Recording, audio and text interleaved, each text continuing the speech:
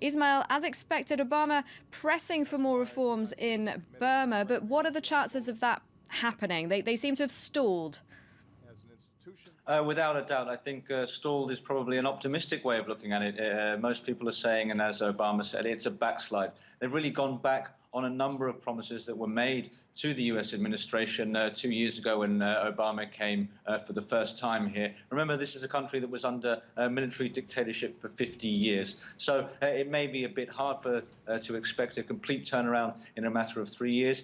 But there doesn't seem to be that intention, and that to really promote democracy and human rights in the country. The military still remain in control. They continue to act under old ways, according to critics. There's still wars raging in the hinterlands against ethnic minorities, and particularly Obama has been asked to speak out for the Rohingya minority, a Muslim minority that are under state persecution and are fleeing in the tens of thousands, and over 100,000 currently in internment camps in the country.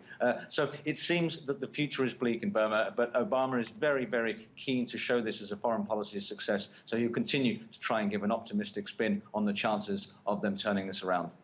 Now, on the agenda for tomorrow, Friday, is a meeting for Obama with Aung San Suu Kyi, probably quite a different one to the last time they met in Burma.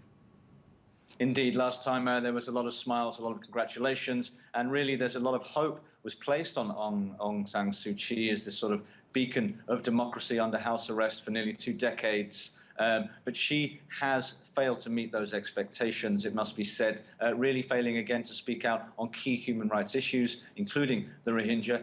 She has not stood up for the rights of many of the ethnic minorities in the country, and a lot of people no longer have the same hopes that they had before. As you said earlier, Obama is meeting with President Thein Sein tonight. Tomorrow he meets with Aung San Suu Kyi. There's no press conference expected tonight, but tomorrow there is going to be a joint press conference, and we'll probably expect to hear more of those words from Obama pushing for democratic change in the country. But at the moment, if you look to all the other countries nearby in Southeast Asia, the general sway is less democracy and less human rights, and there doesn't seem to be much incentive for Burma to turn around from their neighbors, and Obama is trying to push, as the EU have been, for Burma to make that move. There's elections in November next year, but at the moment the future remains reasonably bleak in terms of democracy for Burma.